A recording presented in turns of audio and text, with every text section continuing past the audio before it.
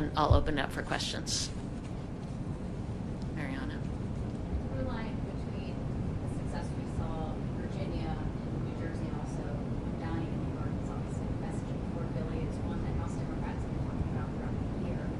We know that's going to be number one plank on whatever agenda you will have, but what other lessons, what other issues stood out to you all last night that will also be part of this House Democratic agenda to bring back the majority? Well, it is the number one issue, and it was the number one issue in 2024 as well. And one big reason why we overperformed in the House, picking up seats on the Democratic side, was because we had candidates talking about economic issues, talking about those pocketbook issues on the ground. And it absolutely continues to be the top issue.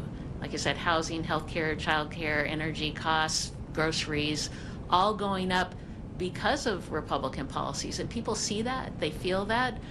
You saw people cast their vote knowing what's happening right now.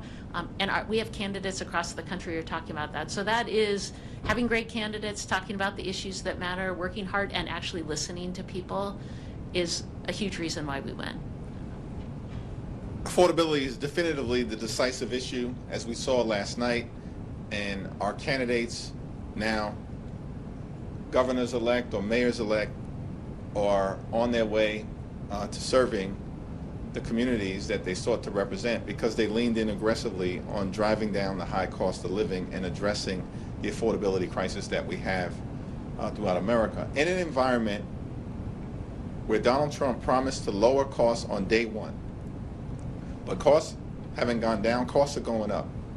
Trump tariffs are making life more expensive for the American people by thousands of dollars per year, and the American people know it.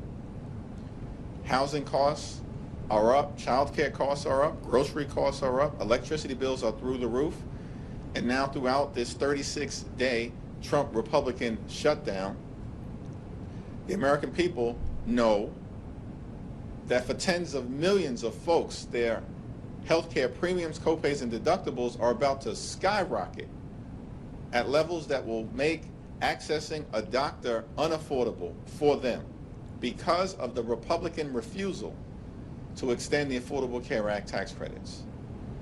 And so we're in an environment where Democrats are going to continue to lean in on lowering the high cost of living because America's too expensive right now, and continue to make clear that Republicans haven't done a damn thing to make their life more affordable. And in fact, they've done the opposite, which is to make life more expensive for working class Americans, middle class Americans, and everyday Americans.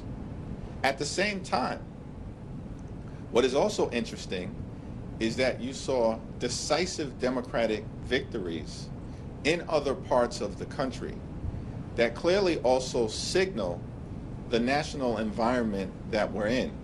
Sweeping the state Supreme Court races in Pennsylvania, a battleground state that Donald Trump just won last year. Winning down ballot statewide races in Georgia for the first time in 20 years. That's an indication of the environment and a rejection by everyday Americans of the extremism that Republicans have unleashed on the American people.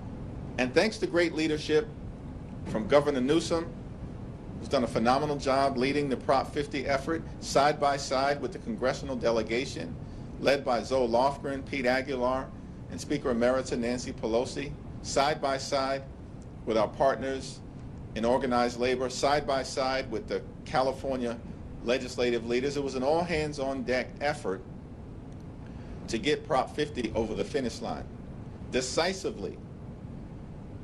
But Prop 50 didn't involve an individual name on the ballot. It was an idea that we have to stop Trump from stealing the midterm elections and give the American people the ability to decide who should actually represent them in the Congress after the 2026 midterms.